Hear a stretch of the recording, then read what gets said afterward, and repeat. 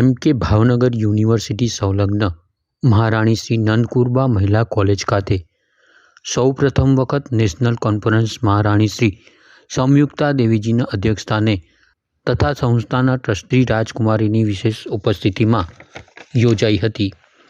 એક દિવસીય national કોન્ફરન્સની કીનોટ speaker તરીકે ઉદયપુર યુનિવર્સિટીના professor doctor Hanumant Prasad, professor Mahendrasinh Parmar, professor doctor Dilip Barad અને પ્રોફેસર ડૉક્ટર જય બદિયાણીએ તેમના સંશોધન વિશે વક્તવ્ય આપ્યા હતા। આમંત્રિત અતિથિઓનું મોમેન્ટો આપી સત્કાર કરાયો હતો। કોન્ફરન્સનું સંચાલન પ્રોફેસર રવિભાઈ રાજાએ કરેલ, જ્યારે કોન્ફરન્સ વિશેની માહિતી પ્રિયંકાબા જાડેજાએ આપી હતી। મહારાણી Shri Nandkurba arts and commerce college પરિવાર વતી ફર્સ્ટ નેશનલ કોન્ફરન્સનું આયોજન કરવામાં આવ્યું છે। અમારી કોલેજની સ્થાપનાથી આજ દિન સુધી કોન્ફરન્સનો કોન્સેપ્ટ જે છે એ ઘણા સમયથી વિચારી રહ્યા હતા। આજે એ સ્વપ્ન સાર્થક થવા જઈ રહ્યું છે।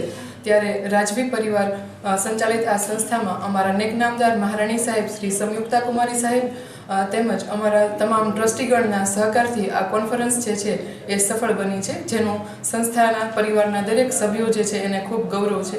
આ કોન્ફરન્સ જે છે એનો કોન્સેપ્ટ જે છે એ ખાસ કરી અને મલ્ટીડિસિપ્લિનરી એટલે કે ન્યૂ એજ્યુકેશન પોલિસી જે છે એનો પણ રહેલો છે। એટલે કે નવી નવી જે શૈક્ષણિક પદ્ધતિઓ આવી છે એની ઇમ્પ્લિમેન્ટેશન માટે શું કરવું જોઈએ એ દરેક ટોપિક ઉપર અલગ અલગ શોધાર્થીઓ અહીંના એ પોતાના સંશોધન પેપરો જે છે રજૂ કરવાના છે અને આ થીમ ઉપર દરેક સંશોધકો જે છે એ પોતાનો સિંહ ફાળો અને પોતાના સનિષ્ઠ પ્રયાસ જે છે એને સાર્થક બનાવવા માટે આ આયોજનને સફળ કરવા માટે ખૂબ જહેમત ઉઠાવેલી છે। સમગ્ર સ્ટાફ પરિવારનો પણ ખૂબ સહકાર રહ્યો છે અને દરેક કર્મચારીએ આ નેશનલ કોન્ફરન્સ જે છે એને સફળ બનાવવા માટે પ્રયત્ન કર્યો છે। આ સાથે જ મહારાજા કૃષ્ણકુમારસિંહજી યુનિવર્સિટીના વાઇસ ચાન્સેલર તથા તમામ સભ્યો જે છે એમનો પણ ખૂબ સહકાર અમને સાંપડ્યો છે, તે બદલ એમનો પણ હું હૃદયપૂર્વક આભાર માનું છું। તેમજ અમારા એડવાઇઝર કમિટીના તમામ સભ્યો અને આજના અમારા કીનોટ સ્પીકર ડૉક્ટર દિલીપ બારડ સાહેબ, મહેન્દ્રસિંહજી પરમાર સાહેબ તેમજ ઉદયપુરથી પધારેલા હનુમાન પ્રસાદ સાહેબ જે છે એમની પણ અત્રે ઋણી છું। સંસ્થા પરિવાર વતી ખૂબ ખૂબ તેઓનો આભાર વ્યક્ત કરું છું। ધન્યવાદ। આજની આ ફર્સ્ટ નેશનલ કોન્ફરન્સને સફળ બનાવવા માટે એનું જે થીમ બેઝ આપણે વાત કરીએ તો તેની અંદર આર્ટ્સ અને કોમર્સ બંનેનો સમાવેશ થાય છે અને આર્ટ્સના સબ્જેક્ટ જે છે એમાં મનોવિજ્ઞાન છે, રાજ્યશાસ્ત્ર છે, સમાજશાસ્ત્ર છે, તત્વજ્ઞાન છે, ભૂગોળ છે, આવા અલગ અલગ વિષયો ઉપર સંશોધકો જે છે એમણે પોતાના પેપરો રજૂ કરી અને પોતાના વિચારો જે છે એ વ્યક્ત કરવાનો સફળ પ્રયાસ અહીં કરેલો છે। તેમજ આ કોમર્સ જે છે બીજી થીમ જે છે એના અંતર્ગત કોમર્સ વિભાગ જે છે એમાં પણ ઘણા બધા પેપરો જે છે એ રજૂ થયા છે અને તેમાં પણ ખાસ કરી અને મલ્ટીડિસિપ્લિનરી કોન્સેપ્ટ ઉપર દરેક શોધાર્થીઓએ પોતાના સંશોધન પત્રને ન્યાય આપવાનો પ્રયત્ન કર્યો છે અને તેઓના સહકારથી આ કોન્ફરન્સ જે છે વધારે સફળ રહી છે તેવું હું માનું છું। Thank you. The information technology was introduced to our economy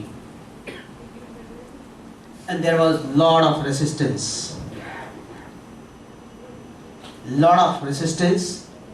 but then we realized that IT is going to help us.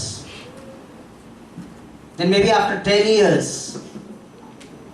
when computerization in banking industry or let's say mass computerization took place, again little resistance was there with the employees, and after 2019, as we were talking of, as our anchor was talking about COVID-19, that time we were prompted to use sense of humour એમની બહુ સરસ। એટલે એક દિવસ રાણીકા બાજુ જ્યાં કવિકાંત રહેતા હતા ત્યાં ગાડી ગઈ। કવિનો તો કોઈ ગુનો થયો નહોતો, કવિનો ગુનો તો કવિતા કરી એ હતો।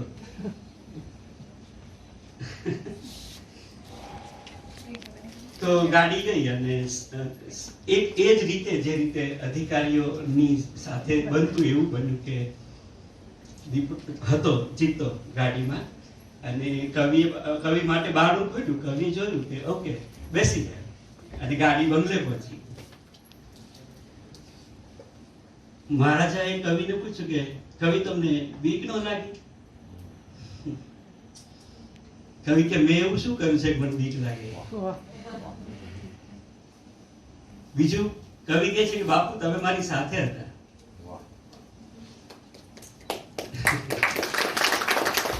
અને ત્રીજું કવિ કહે કે બાપુ આ આપનું પાણી તો એ જંગલી નથી. હવે આને કયા લેવલમાં तो ये अंग्रेजी भाषा के साथ काम करने वाले लोग भी एक गुलामी का प्रतीक मानने लोग लगते हैं. तो हमें ये कहना होगा, क्रिटिकल थिंकिंग है भाई. आप देखो हमारे पास कितनी भाषाएं हैं. तो पिछला जो सेंसस था उसमें रिकॉर्डेड लैंग्वेज हुई 1600 से ज्यादा, मोर देन 1600 लैंग्वेजेस.